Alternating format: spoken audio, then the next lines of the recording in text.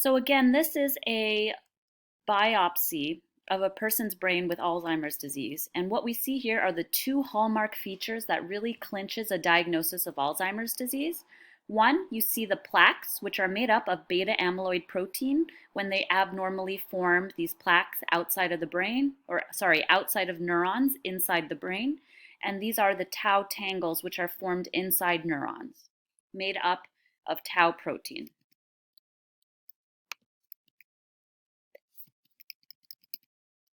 So let's talk a little bit more about Alzheimer's and the genetics.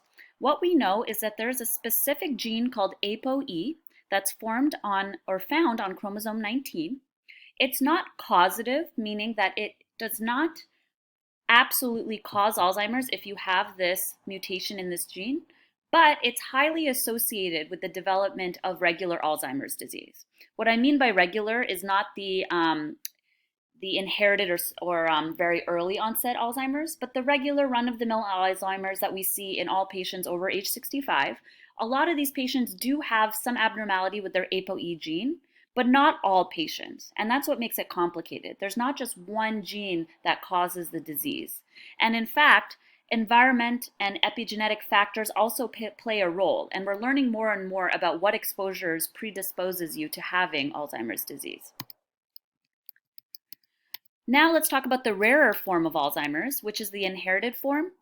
It is found in less than 1% of all Alzheimer's disease cases. It's an autosomal dominant pattern of inheritance, which means that if it's passed down in your family, every generation, each offspring has a 50% chance of inheriting the disease. So you have 50% of having it or 50% of not having it. Usually mutations that cause this inherited or early form alter beta amyloid protein so that it's either made in excess, it aggregates too much, or it doesn't get cleared quickly enough, and therefore it has time to form the beta amyloid plaques, which we have talked about. There's 3 different genes involved in inherited forms: amyloid precursor protein, or APP, PSEN1, and PSEN2. I've bolded PSEN1 because this is a more severe gene, and patients who have problems with this gene in particular tend to have a really more severe form of Alzheimer's, and they get it really early, like in their 40s. But the age of onset, usually, if you have the misfortune of having the inherited form of Alzheimer's, really depends on what age your parents and grandparents develop symptoms. So in general, whether you have the rare inherited form or the more sporadic form of Alzheimer's, remember that it's the most common cause of dementia. And you have 3 main cognitive domains that are affected first. One is memory impairment, which we talked about is one of the most important memory or cognitive domains. And in particular, within memory, it's episodic memory that is impaired. So there's different types of memories, but there's memory like being able to ride a bike or knowing how to tie your shoe, which is kind of more ritualistic or, a different type of memory where it's remote, and it's muscle memory. But then there's also something called episodic memory, and that's what's impaired in Alzheimer's disease. And that has to do with immediate, delayed, and remote recall. Executive dysfunction and visuospatial impairment are also present much earlier on in Alzheimer's. So this is an important concept. So in patients who have memory issues but also have trouble with visuospatial, which I talked about earlier, remember with a nose and eyes and understanding it's a face, or executive functioning like having impulse control and being able to organize your thoughts, those problems occur really early on and may occur even earlier than memory problems in patients with Alzheimer's. Then, as the disease progresses and you build up more of the beta amyloid and the tau tangles in the brain, later on, patients often have a lot of language problems and behavioral issues, but that happens later. So the hallmark is really executive dysfunction and visual spatial impairment early on. In terms of the types of memory that's affected in Alzheimer's disease, it's really episodic memory, which is then further broken down into immediate recall, delayed recall, and remote memory. Immediate recall really has to do with, something that's told to you and you remember it and can spit it back within 10 to 15 seconds. So if I tell you a phone number, 617-622-2222, you think about it and then you say it back to me. In patients with Alzheimer's, if you can believe it or not, you can tell them something and immediately ask them to tell it back to you, and they won't be able to because that's how bad their episodic memory is, and the immediate recall is impaired. There's also delayed recall, which is, a little later in time. So if I tell you something and then ask you in 5 minutes what I told you, they have significant difficulty with that. And we test this on the MOCA test by giving them 5 words and then having them do a bunch of different other exercises. And then at the end of the test, ask them what those 5 words were. And they often have a really hard time and can't name even one, even with clues. And then finally, remote history is the last part of episodic memory to go in Alzheimer's. It has to do with things like when you graduated from high school or the date you got married, more things in the distant past. That seems to go less. So you remember those for longer if you have Alzheimer's. An important thing about Alzheimer's is the structure of the brain. So overall, if someone has Alzheimer's disease and I were to take a picture of their brain with an MRI or look at their brain would actually look pretty normal from a macroscopic level. And it's only after years and years of Alzheimer's do we start to see changes. And that's why it's really tough to diagnose early on. So on the left, we have a picture of a normal human brain. These folds are called gyri, and the deep clefts are called sulci.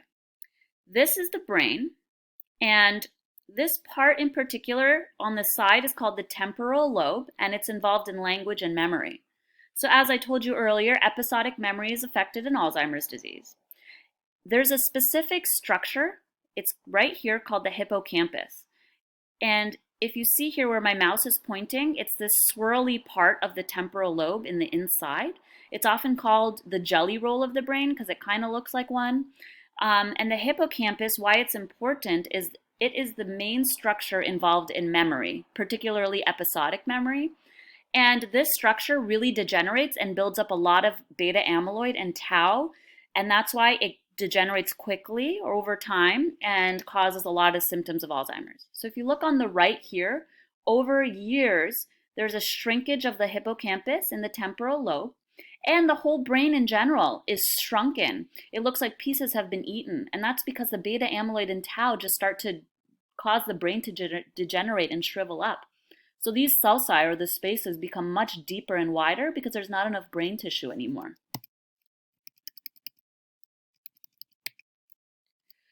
In general, patients with Alzheimer's disease also tend to get a lot of neuropsychiatric symptoms when it's in the middle to late part of the disease.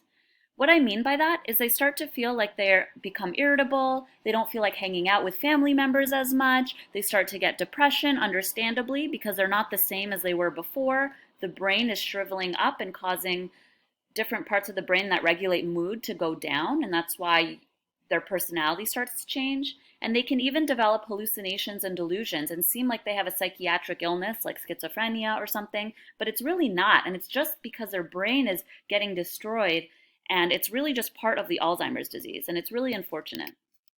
So it's really important in all patients with dementia, no matter what type.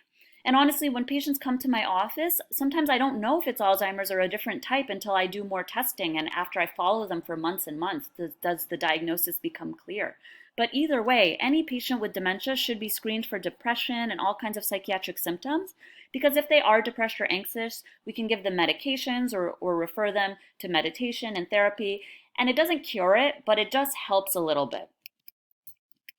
In terms of treatment, this is kind of the more depressing part of the talk. We really don't have a magic solution, and that's what's really hard about this disease. We really only have symptomatic treatment, and what I mean by that is if you have, mood outbursts or you're more depressed, we can put you on medication for that. If you're having trouble sleeping, we can give you sleeping aids. We can help give you memory exercises, but over time we all know that, as your brain degenerates, it's not going to help. And so we really just have things to kind of help make that person's life as best quality as we can, but we have nothing to stop the progression or cure Alzheimer's. Right now, we have 2 classes of dementia medications called cholinesterase inhibitors and NMDA receptor antagonists. And in theory, how they work makes a lot of sense, and you would think that it would help to slow the progression of dementia. But unfortunately, in reality, even though we give them to patients, it doesn't really cause too much benefit or slow things down too much. The most important thing that I found as a neurologist is 3 things that really help patients. Ensuring they're eating 3 meals a day that are healthy, full of fruits and vegetables, fiber, dairy, and just getting a lot of nutrients. Exercise is the most important thing because it helps with memory overall, and it helps with mood, it helps with sleep, and it just does seem to slow the progression of dementia a little bit compared to if you didn't exercise. And lastly, cognitive rehab programs are a really great resource we have, especially in Boston, where adults with dementia whose maybe partners are still working or can't really, are busy during the day. It's a program where they can go for a couple hours during the day and are with people who either have dementia or strokes or other problems that affect their cognition. And it's a chance to socialize and connect with people who may have problems like you, and you get exercises for the brain to help keep you engaged and not just sit at home alone all day. So in terms of those 2 medications I talked about, we usually put patients on either one or the other of these meds, and it really just depends on what other medications they're on and just to minimize interactions. And honestly, sometimes it's patient preference and what insurance they have.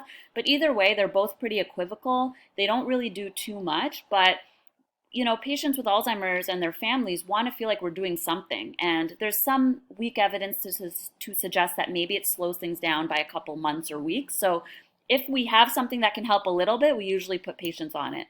The first brand is called the cholinesterase inhibitors. And the main thought process that I just want you to know is that there's a neurotransmitter called choline in the brain. And we need choline to keep neurons healthy and to help with memory circuits. So cholinesterase is an enzyme that breaks down choline. So we want to inhibit this cholinesterase. And by inhibiting cholinesterase, it keeps choline around longer in the brain. So in theory, it should help with cognition. There's 3 different types, and they help, mildly. There's another medication called an NMDA receptor antagonist called memantine. The main point to remember here is that glutamate is an excitatory neurotransmitter, and when it binds the NMDA receptor, it can cause a lot of toxicity. So memantine binds the receptor instead of glutamate, and so it just kind of minimizes collateral damage in the brain. So just to review, we've kind of finished up the main highlights of Alzheimer's disease. To remind you, it's the most prevalent or most common form of dementia. The 2 main buzzwords I want you to remember is that beta amyloid is a protein that when it builds up, it causes plaques extracellularly and is one of the main causes on a microscopic level of Alzheimer's disease. And the second important protein is the tau protein. When it gets hyperphosphorylated, it causes tangles in the neurons. The hippocampus is a part of the brain in the temporal lobe, and it's involved in episodic memory. And oftentimes it's one of the first structures to start to degenerate and build up tau and beta amyloid. Episodic memory, visuospatial, and executive cognitive domains are impaired first, and then later on language. And then all patients tend to develop some kind of psychiatric or behavioral changes, and there's not really good medications that are helpful, but exercise, nutrition, and social engagement do help. Now we're going to move on to the second most common form of dementia, called vascular dementia. Basically, vascular dementia happens when there's not enough blood flow to the brain, and so then parts of the brain scar and die off. And if you can imagine, if you have multiple of these episodes over time, it builds up in the brain and causes all these scars, and now the neurons can't communicate with each other effectively because there's been so much blood flow stoppage to the brain. Mainly, the main cause of impaired blood flow happens to be a stroke. So usually, people get strokes because of high blood pressure, diabetes, cholesterol, genes, and clots form in blood vessels and stop blood flow to the brain, and then a part of the brain dies. Over time, if this happens multiple times, it can cause a lot of cognitive effects and problems in cognitive domains, and therefore, they by definition meet dementia. But it's not Alzheimer's because there are no beta amyloid plaques or tau tangles. It's just that the brain itself is damaged from lack of blood flow, and that's why they're developing dementia. It represents about 25%, and these are the risk factors as I talked about: smoking, being overweight, high blood pressure, diabetes. Anything that increases your risk of having a stroke or heart attack will make you at more risk of having vascular dementia. One buzzword I want you to know is stepwise cognitive decline. So that usually means that if you have a stroke, it's pretty obvious most of the time. However, there's a lot of times when you can have these little mini or silent strokes. But if you have a big stroke, then usually one part of your cognitive domain takes a hit. And so you used to function at a certain level, and then all of a sudden you decline and you drop down like a step. And then you go along that step